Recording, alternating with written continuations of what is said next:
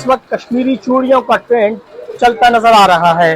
इस ईद के मौके पर इन चूड़ियों की कितनी डिमांड है, ये कहाँ तैयार की जाती हैं और खवातीन इसे क्यों पसंद कर रही हैं, ये जानते हैं इस रिपोर्ट में।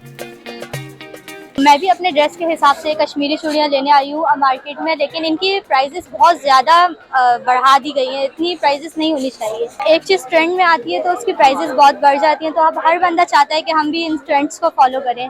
ड्रेस के हिसाब से काफ़ी अच्छी चूड़ियाँ, इनके कलर्स भी बहुत प्यारे हैं, बनी हुई भी बहुत खूबसूरती से हैं। और ईद में ईद तो चूड़ियों के बगैर अधूरी है, मेहंदी के बगैर अधूरी है।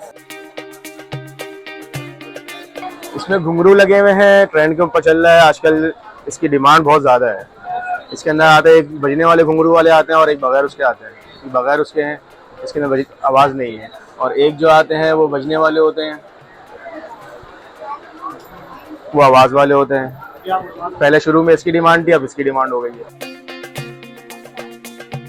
ये पुराना ही है जिसको रिपीट किया जा रहा है और बहुत ज़्यादा ज़ौक़ और शौक़ से बच्चियाँ औरतें इस्तेमाल कर रही हैं, ले रही हैं उनसे। बहुत ज़्यादा लोग कश्मीरी चूड़ियाँ पसंद कर रहे हैं, तो हम भी यही खरीदने आए हैं। हमारी बच्चियाँ भी आई हुई हैं कि हम ये कश्मीरी चूड़ियाँ लेंगे। शुरू में बहुत हाई थे और अच्छे रेटों में भी निकला है। अब नॉर्मल रेट हो गए, जैसे कि 750 के 4 मिल जाएंगे, 800 तक के भी हैं, 1000 तक के भी है। माल एकदम शॉर्ट है, ये तैयारी नहीं थी पहले से। यानी माल जो है आ रहा है, रोज आ रहा है, रोज खत्म हो रहा है।